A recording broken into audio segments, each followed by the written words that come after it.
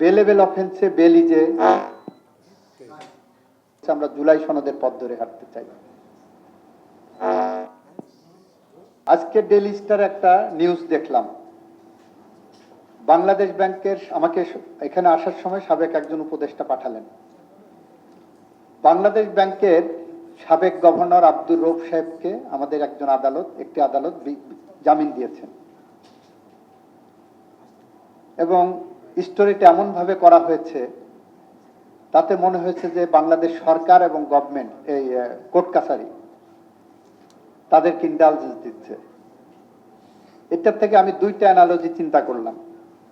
এক, daily star যেভাবে লিখছেন তাতে করে আমরা কি তাহলে বিচার বিভাগের উপরে হস্তক্ষেপ করছি, অথচ এই জামিনের ব্যাপারে গভর্নমেন্টের ন্যূনতম কোনো ইনভলভমেন্ট ছিল না।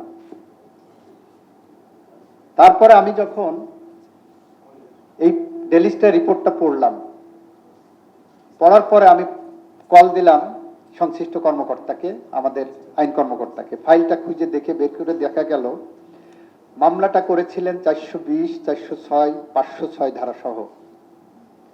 তখন আদালত প্রাইমারিলি তাকে পাঠালো পিবিআই তদন্তের জন্য। এই অভিযোগের একটা তদন্ত রিপোর্ট আসলো, তার বিরুদ্ধে 506-এর প্রাথমিক সত্যতা পাওয়া গেছে। 506 হলো হুমকি দেওয়া। 506 পেনাল কোডের সেটা হলো বেলেবেল অফেন্স। বেলেবেল অফেন্সে বেলিজে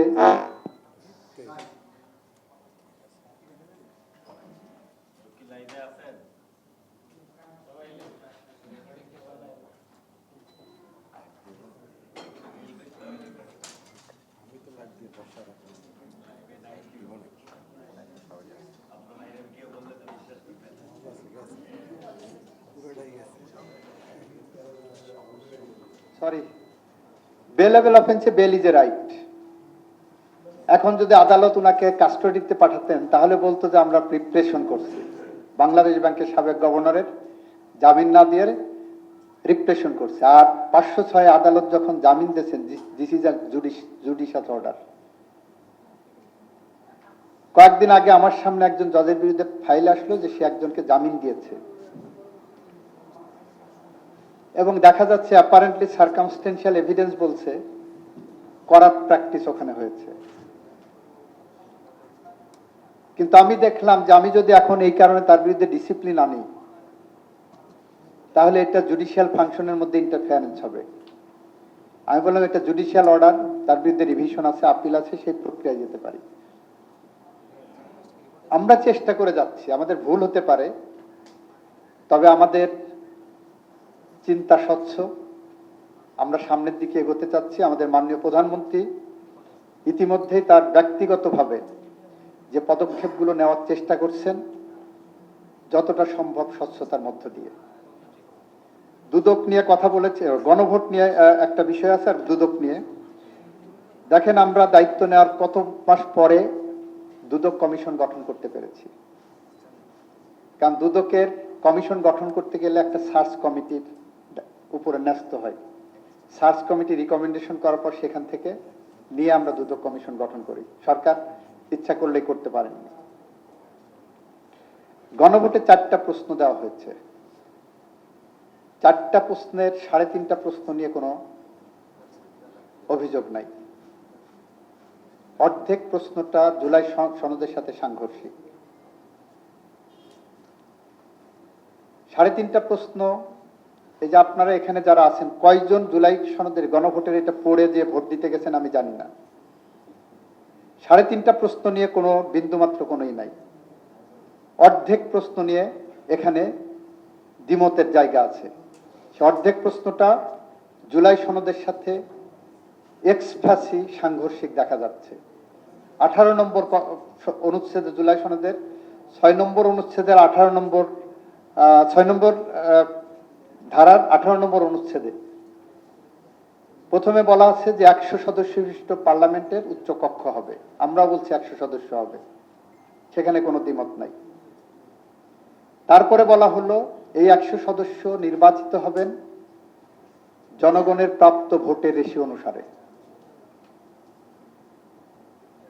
ডাইনের কলামে বলা হলো এই রাজনৈতিক দলগুলো এই যে জনগণের ভোটে নির্বাচিত হবেন এটা নিয়ে আপত্তি করেছেন।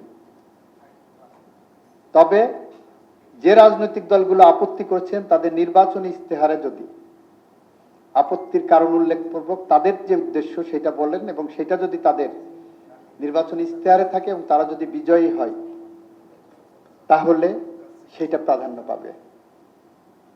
বিএনপি সুনির্দিষ্টভাবে আপত্তি করেছিল, তারা বলেছিল এটা পার্লামেন্টের সদস্যদের প্রোরাটা বেসিসে হবে, যেটা মহিলা সংসদ সদস্যরা হচ্ছেন। বিএনপি এটা বলেছিলেন, আপত্তির সময় বলেছিলেন, নোট অফ ডিসেন্টে নির্বাচন ইস্তেহারে দিয়েছেন এবং জুলাই সনদের 18 নম্বর শর্ত পূরণ করে ইন্টারপ্রিটেশন অফ দ্যাট সনদ ইট ডেমনস্ট্রেটস যে বিএনপি জুলাই সনদ মানতে বাধ্য। This is one aspect. এটাকে আমি পার্লামেন্টও বলেছি, ওপেনলি বলেছি, এইটাকে বাস্তবায়ন করার জন্য জুলাই সনদ বাস্তবায়ন আদেশ নামে একটা আইন করা হলো। কেন অধ্যাদেশ করলেন না? কারণ it amounts to amendment of the constitution. Amendment of the কনস্টিটিউশনের সমপরিমাণ যদি কিছু হয় তাহলে সেটা সংবিধানের সাথে সাংঘর্ষিক। এ ধরনের কোনো অধ্যাদেশ জারি করা যাবে না যেটা সংবিধান সংশোধনের সমকক্ষ হয়। এই কারণে ওনারা অধ্যাদেশে না যেয়ে আদেশে গেলেন। তাহলে এই আদেশের লিগ্যাল স্ট্যাটাসটা কি? সংবিধানের ফার্স্ট শিডিউলের, থার্ড শিডিউলের এই ধরনের আদেশ জারির ক্ষমতা 1972 সালে যেদিন এই সংবিধান অপারেশন আসছে সেদিন থেকে বন্ধ হয়ে গেছে। রাষ্ট্রপতির আদেশ 1972-এ রাষ্ট্রপতি আদেশ দিয়ে কিছু আইন করে গিয়েছিল যাদের স্ট্যাটাস আইন, কিন্তু তখন যে বলে দেওয়া হলো যে এই সংবিধান যেদিন থেকে কার্যকর হলো তারপর থেকে রাষ্ট্রপতির এ ধরনের আদেশ দেওয়ার আর কোনো ক্ষমতা থাকবে না। শুধু আইন পাস হবে পার্লামেন্টে, যখন পার্লামেন্ট থাকবে না তখন অধ্যাদেশ জারি হবে, রাষ্ট্রপতি অধ্যাদেশ জারি করতে পারবে। এই যে মিসলিডিং কিছু করে একটা বিভাজন তৈরি করার যে রাস্তা এখানে রেখে দেওয়া হয়েছে, বিএনপি বলছে দ্ব্যর্থহীনভাবে সুস্পষ্টভাবে বলছে আমরা জুলাই সনদের পথ ধরে হাঁটতে চাই।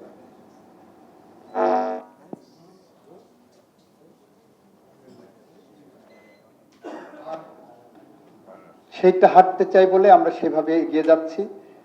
আমাদের উপরে বিশ্বাস রাখুন, আস্থা রাখুন, আমরা সেই পথ ধরে হাঁটবো এবং আশা করি সেই সংস্কারের যৌক্তিক জায়গায় আমরা পৌঁছতে পারবো। আপনাদের সহযোগিতা কামনা করছি। আমি দুঃখিত, আমি ওনার কাছ থেকে বলেছিলাম 12:15 পর্যন্ত থাকতে পারবো, 44 বাজে। আমি আমার কথা শেষ করছি। সবাইকে ধন্যবাদ। আসসালামু আলাইকুম।